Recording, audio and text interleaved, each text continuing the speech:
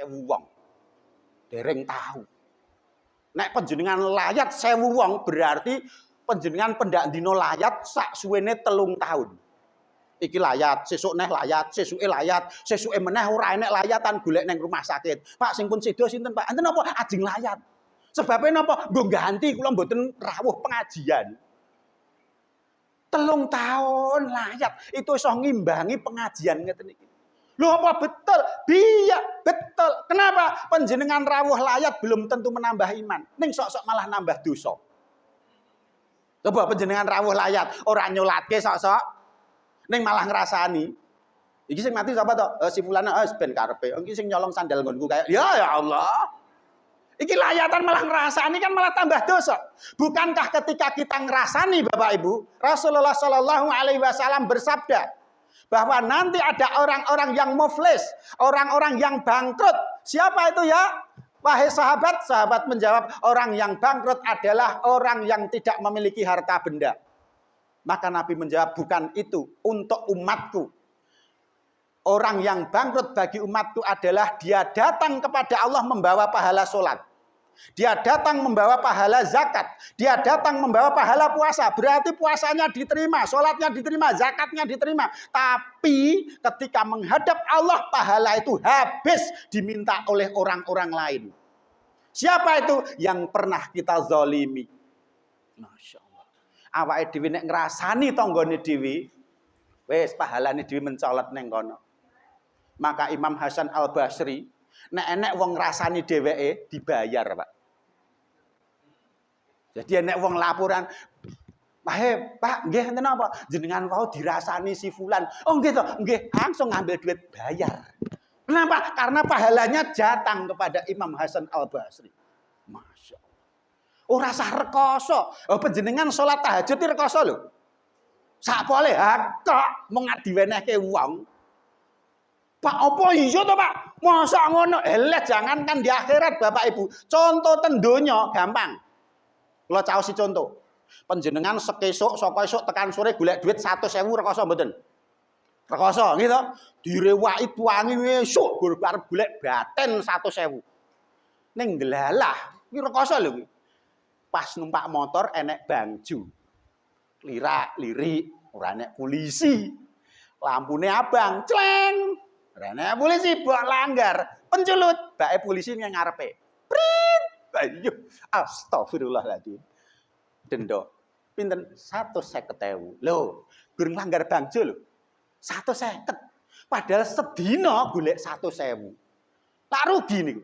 Padha di akhirat awake dhewe direwaki salat tahajud, rekosane pol, rekoso niku. Ilang dienggo apa? Ngrasani wong. Ngrasani paling gampangnya sakpole. Ibu-ibu nek misale ngrasani kula gampang banget lah. Kamu balik apa ngomong kaya ngono. Wis, alhamdulillah tak bayar niku. Tak bayar. Nah, maka silahkan Ibu Bapak rahimakumullah hati-hati dengan sabda Rasulullah ini. Ternyata besok banyak orang-orang yang bangkrut. Ketika saya menyampaikan ini dalam satu khotbah Jumat, ada orang tua umur sekitar 70 tahun lebih sedikit Bapak Ibu. Begitu selesai Jumatan, lari-lari ngejar saya. Setelah salam, Assalamualaikum Ustaz. Ya, waalaikumsalam warahmatullahi wabarakatuh. Pak. Nangis dia. Enten apa Pak? Kula nyuwun pangapunten nggih Pak. Nggih enten apa? Anu Pak. Kula pernah ngrasani jenengan. Lho, ya Allah. Lho sebabnya napa? Eman-eman ling kula golek amal sakmene gara-gara ngrasani jenengan, pahala kula diwenehke jenengan. Loh niku lho. Ini orang tua umur 70-an tahun itu saya tidak bohong. Bulan apa itu? Mungkin 1 atau 2 bulan yang lalu. Nangis, betul-betul nangis. Pak, saya paham betul hadis ini, Pak. Saya hafal hadis ini, Pak. Tapi baru ini saya sadar. Gara-gara jenengan ngendika pidato wonten ing khotbah Jumat wau, Pak. Ya Allah, begitu dia rodok ngalih, aku terus ngelus dodo. Aku yo ketok ngrasani bapak iki pernah aku ngono ya. Ya Allah berarti Bu, akhirnya kula nggih lho Pak, kula nggih anu nggih, kula dimaafke lho ning kula mboten matur nek ngrasani. Kula nggih dimaafke lho nek salah lho, kula nggih ngoten. Napa? Ternyata dengan itu Ibu Bapak rahimakumullah sekarang saya pribadi arep ngrasani wong rada takrim. Anggere entek wong rasan-rasan timbangane tahajudku hilang. Timbangane infakmu jaluk kono. Ya Allah, ilmu yang bermanfaat. Dugi jam pinten Bapak Ibu?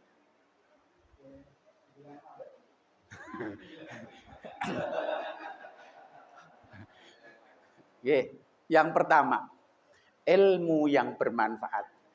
Bahwa Allah Subhanahu wa Ta'ala ketika memberikan ilmu kepada manusia semakin takut, maka dia cirinya adalah ilmu itu bermanfaat. Betapa banyak dari ibu-ibu dapat ilmu kadang kurang bermanfaat seperti yang saya tadi matur. Duwe ilmu nih, pengajian bola bali dikandani. Ya ayyuhalladzina amanu jtanibu katsiran minadh-dhon inna ba'dadh-dhoni ismun. Orang-orang yang beriman, jangan di antara kamu suka ngrasani tanggamu. Lho. Ning begitu ngono, metu saka pengajiane rasan-rasan.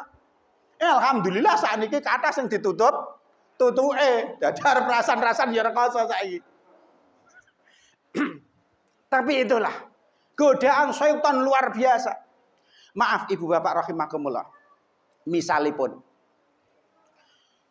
orang yang berilmu, kalau dia tahu Pak Bu, ternyata jauh memiliki pahala lebih besar ketimbang orang yang tanpa ilmu. Contoh sederhana saja untuk minum Bapak Ibu. Orang yang minum itu kalau punya ilmu, insya Allah 5-6 pahala kebaikan akan dia dapat. Tapi kalau tidak punya ilmu nggak dapat apa-apa. Karena orang tanpa ilmu ngombe, ngelak, ngombe, selesai.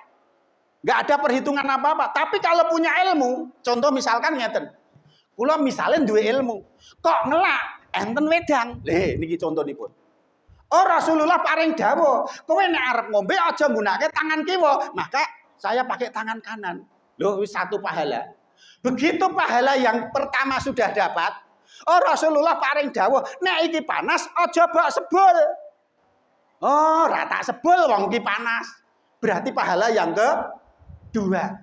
Kemudian yang ketiga Rasulullah paring dawuh, kowe nek ngunjuk nganggo bismillah, ya kula bismillah karo lungguh bismillah. Alhamdulillah rabbil alamin. Bismillah, alhamdulillah. Alhamdulillah. Nah, karo lungguh etuk keempat telung ceguken ping 5. Loh, lumayan. 6 tingkatan pahala. Dan yang terakhir ngelakku yo ilang tenan lho iki. Wong asline yo ngelak tenan. Loh itu contoh. Tapi ketika kita tidak punya ilmu, mung ilang ngelake tok. Itu contohnya orang yang punya ilmu dengan yang tidak memiliki ilmu. Sama orang yang baru masuk ke masjid. Maka pertama yang dilangkahkan adalah kaki kanan. Dengan mengucap Allahumma sholli ala Muhammad, Allahumma ftahli abwaaba rahmatik. Kaki kanan melangkahkan. Plek. Kenapa? Dia punya ilmu. Ada yang tanya, Pak, kok kudu kaki kanan itu apa tuh? Masya Allah ada yang menjawab sederhana. Ternyata fadilahnya ibu bapak rahimakumullah. Menurut para orang yang pernah mengalami menyaksikan syakaratul maut, orang yang akan meninggal itu nyawanya dijabut mulai dari kaki kanan. Coba sekiranya kita baru melangkahkan kaki menuju masjid, plek, malaikat maut mencabut nyawa kita dari kanan, berarti yang pertama lemas kaki kanan. Plek, maka jatuh kita menuju masjid. Nah, hikmahnya luar biasa. Tapi coba, kalau kita langkahnya kaki kiri dulu, ini yang dicabut, ngeledak mundur. Berarti kita meninggalnya di luar masjid. Sama ketika kita masuk ke dalam WC. Oh kok ke dalam WC? Ke dalam kamar mandi yang isinya WC. Repot gitu. Lah begitu masuk kamar mandi, kaki kiri dulu. Plek. Delalah lagi kaki kiri melangkah, malaikatul maut mencabut nyawa kita. Maka kaki kanan lemah terlebih dahulu. Maka kita tidak jadi masuk ke dalam kamar mandi. Loh itu loh hikmahnya luar biasa. Tapi ini semua kalau tidak dipelajari dengan ilmu enak emong maido. Maaf lagi. Kemarin kita melaksanakan ibadah penyembelian kurban. Kalau dengan ilmu saya yakin pisaunya landepe sak pole. bae jebulnya pisau wis semakin larang semakin landhepe pol. Ya Allah. Saya dulu Bapak Ibu ketika membaca satu kisah Nabi Ibrahim ketika mau menyembelih putranya Ismail enggak kedas. Nabi Ibrahim itu kesel. Iki enek gulu kok. Alote kaya ngene. Apa pedangku ki sing ora landhep. Akhirnya pedang itu dihantamkan ke batu. Batunya hancur Bapak Ibu, terbelah jadi dua. Lah pada saat membaca kisah itu, aku ngeyel, ra mungkin no. Enek lading kok iso mecahke watu. Landhepe kaya apa? Ora mungkin. Kenapa? Ilmu saya yang enggak nyampe. Lah sekarang baru sadar, ya Allah, jebul kuwi lading nek landhep. Gur tak sering ngono kuwi ser. Ya Allah, saya semakin sadar berarti apa yang disampaikan oleh Rasulullah bahwa pisaunya Nabi Ibrahim dulu itu memang luar biasa tajamnya. Hanya ilmu kita saja yang belum sampai. Ketika kita membaca Quran, ketika kita membaca hadis Rasulullah, kok ada bertolak belakang dengan akal kita, jangan pernah menyalahkan Quran, jangan pernah menyalahkan hadis. Tapi salahkan akal kita, karena akal kita belum sampai. Kata kuncinya itu, belum sampai aja. Seperti tadi contoh orang meninggal tadi. Kenapa kita masuk masjid kok kaki kanan dulu? Ternyata sesudah nyampe ilmu kita, Masya Allah ternyata seperti itu. Ibu bapak rahimakumullah, tidak pantas kalau saya melanjutkan kajian sore ini. Cuma karena tadi ada 3 berarti saya percepat. Yang kedua, Rasulullah Shallallahu Alaihi Wasallam mengajarkan doanya, ya Allah karuniakanlah kami ilmu yang bermanfaat. Yang kedua, rezeki yang thayyib, yang baik. Yang baik itu halal dan juga baik pemanfaatannya. Belum tentu halal itu mesti baik, belum tentu. Contoh, jenenge daging wedhus nek korban ngeten iki akeh banget. Halal. Ning belum tentu nek sing dahar kuwi darah tinggi baik. Anak wong darah tinggi moro, "Bu, Ibu aku masakno wedhus, Bu. 3 piring nggo tambah budrek." Oh ya, tak jamin hari berikutnya layatan. Kenapa? Tidak baik orang darah tinggi. Sama dengan yang lain. Emping ya padha. Nggih sing jenenge emping rasane macem-macem. Enek sing legi, enek sing asem, enek sing gurih gitu. Ning saiki emping rata-rata rasane mung siji, Pak. Begitu dimaem rasane keju kemeng. Emping. Kenapa itu menunjukkan bahwa tubuhnya sudah tidak bisa menerima lagi makanan emping. Maka yang ketiga, Rasulullah Shallallahu Alaihi Wasallam mengajarkan dalam doanya, ya Allah, semoga engkau menerima amalku. Allahumma inni as'aluka ilman nafi'an wa rizqan thayyiban wa amalan mutaqabbalan.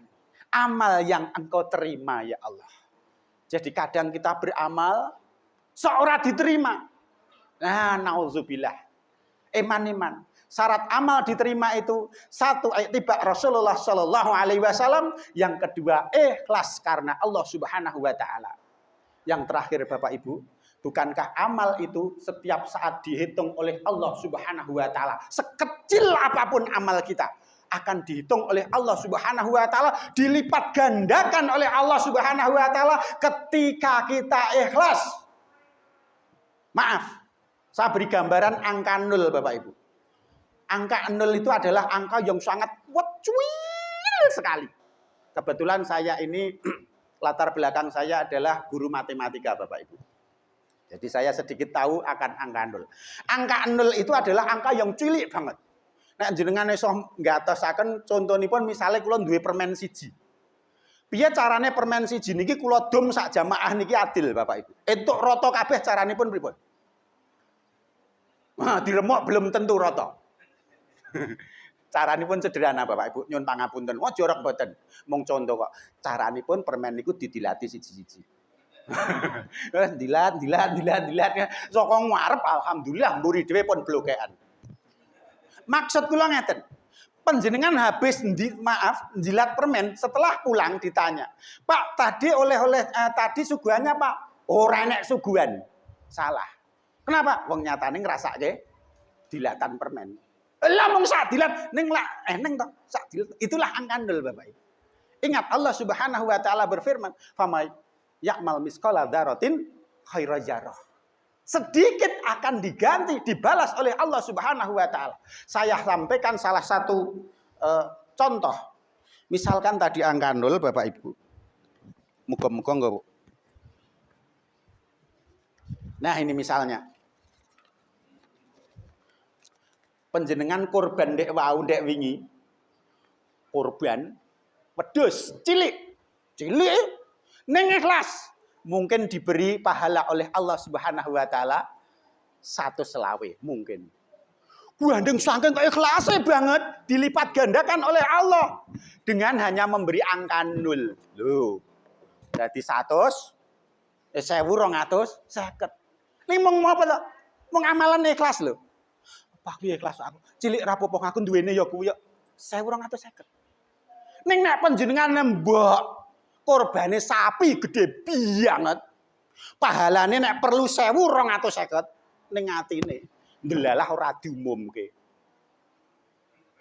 Langsung, aku korban nang Masjid Al Huda ora ngumumke to jenengku. Piye ngeteni.